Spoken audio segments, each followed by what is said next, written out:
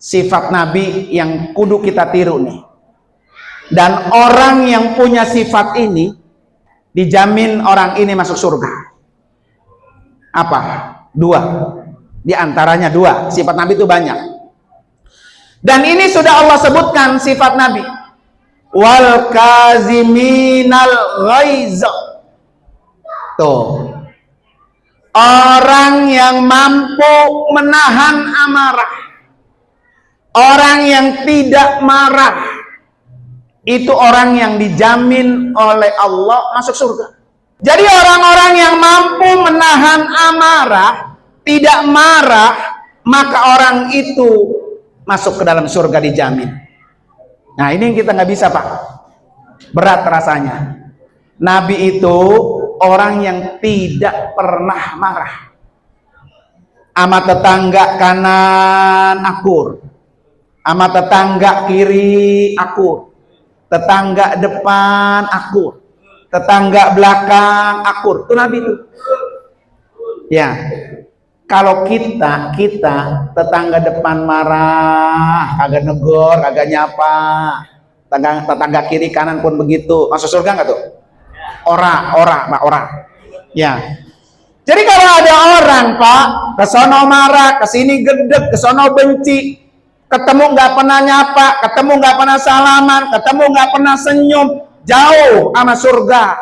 Makanya kata Nabi, la taghdab walakal jannah. Jangan marah kamu, pasti kamu masuk surga. Ini aja berat, Pak. Apalagi bisa memaafkan orang yang nyakitin kita. Itu adalah akhlak yang paling tinggi. Orang yang membenci kita maafin. Bahkan bukan sekedar memaafkan. Ibu di rumah ada apa? Ada buah-buahan, ada makanan. Emang nih tahu tetangga depan benci terus sama gua, kirimin tuh lagi. Nih gua bawain lo. Ya, itu namanya baru akhlakun azimah, mengikut Nabi. Makanya kemarin kan viral tuh Bapak Ibu sekalian ya. Ketika Habib Umar bin Hafiz di podcast oleh siapa? Deddy Gobuzer.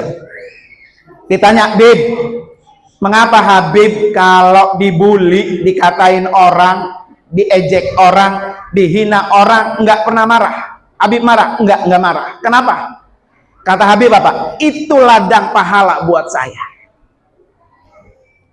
Jadi hari ini kalau kita peringati Maulid Nabi, orang panutan kita, kalau kita dihina oleh orang, dicaci, disakiti oleh orang, jangan marah. Karena itu ladang pahala buat kita. Ya, nih contohnya begini Bapak Ibu sekalian. Ini saya gedeg, baik kenal gedeg. Ya, sama Pak Ketua DKM. Gedeg bawaan benci aja dah. Ya. Saya punya nilai kebaikan enggak? Pasti, Pak. Karena saya sholat, saya juga puasa, saya juga ngisi taklim, ngaji di mana-mana. Nilai kebaikan saya ini karena gara-gara saya gedeg kayak sama ketua DKM, maka nilai kebaikan saya pindah ke beliau. Oh, rugi. Untung nggak ngapa-ngapain, dapat nilai pahala puasa, pahala sedekah, gara-gara saya benci baik sama orang ini. Itu yang disebut ladang pahala. Lebih rugi lagi, Pak. Pak Ketua punya nggak dosa? Punya, manusia. Ya. Tapi karena saya gedeg baik Pak sama dia, benci aja sama dia, dosanya pindah ke saya. Bersih, untung semua. Tuh, lah. Makanya jangan sekali-kali gedeg sama orang bertahun-tahun, sama saudara nggak pernah nanya, nggak pernah negor, nggak pernah apa, sapa, benci aja bawaannya. Itu buang jauh-jauh. Ya, buat apa Pak? Rajin sholat, sholatnya berjamaah, rajin ngaji, hadir ke majlis taklim, rajin berinfak, tapi hatinya masih benci sama orang.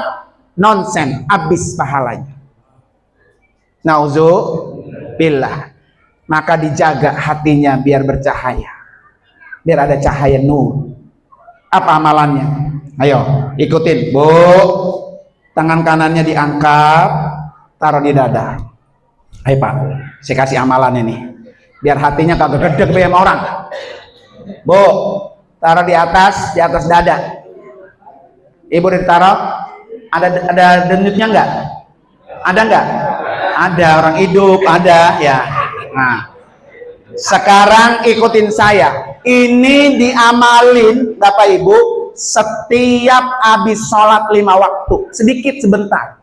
Ayo ikutin ya. Bismillahirrahmanirrahim.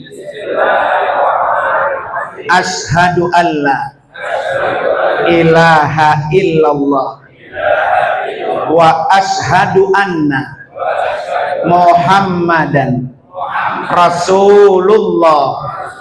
Allahumma ja'al fi qalbi nura